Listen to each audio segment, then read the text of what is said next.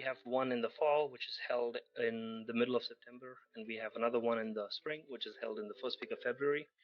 Uh, yes, these are good places to look for internships. Companies announce beforehand what kind of what majors they're hiring, whether they're looking for mechanical engineering, chemical engineering, aerospace, one or multiple or all of these. They also let you know what level they're looking to hire at, so whether they're looking for people with bachelor's degrees, master's degrees, people in their third year of engineering, like for internships and so on. And they also indicate whether or not they're hiring international students. Your best chances to actually be awarded an interview right when you meet with the representatives of the company at their booth at the career fair. A lot of times they will award you an interview for the next day or 2 days from then, right away. In some cases, they could call you later that evening after going through the resumes that they collect over the course of the day.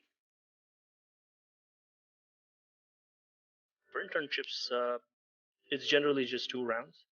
For full-time positions, it could run a little longer than that. There might be more rounds than just that. So, in terms of preparation, I would say just knowing a lot about the company helps. You can impress them with your knowledge about their company, and then essentially, again, a bit of foreshadowing is they are looking when they're interviewing people for internships. They are generally looking to hire full-time employees in the future. I used to search on Glassdoor, LinkedIn, Indeed. All of these allow you to search in particular for internships. I would say about half of them were able to secure internships. They help with resume editing, and then they also help you prepare for interviews.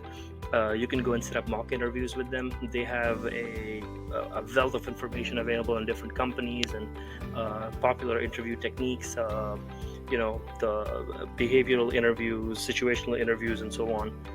So yes, it's actually pretty good, and for anyone looking for jobs, I would recommend using their services. Most students end up working as engineers.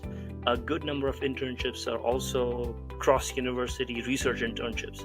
So it's possible that your professor could set you up with a former friend of his or someone he met at a conference too. So you would fly into a different university and work with them for the summer.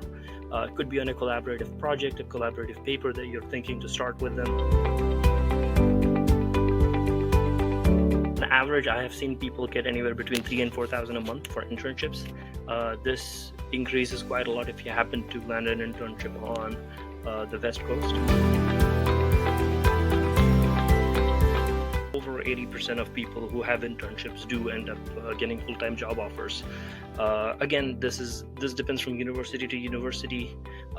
Purdue being a good school, most students are good enough to actually, invite full-time job offers after an internship.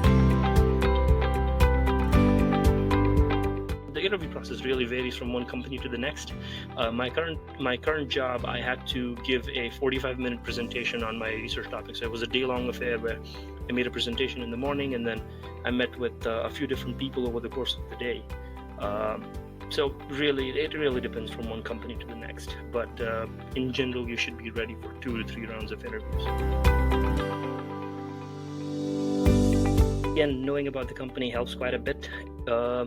Another good thing about a university like Purdue is the alumni. So you can use LinkedIn to your advantage by trying to find out other people who work at these companies, reaching out to them, getting more information, acquiring more information, and then trying to quietly slip in your resume, have them look at it. Let them make suggestions in the very least, even if they're not going to recommend you. Other times it helps to speak to them first and then be able to impress your interviewer with inside knowledge about the company. 1 to 2 years of job experience doesn't really help too much when it comes to university selection, but for jobs it makes a difference. If you happen to get jobs that are, again on the West Coast, you could see salaries as high as $90,000. But then what I would say is that $75,000 in Indiana would take you a lot further than $90,000 would in California.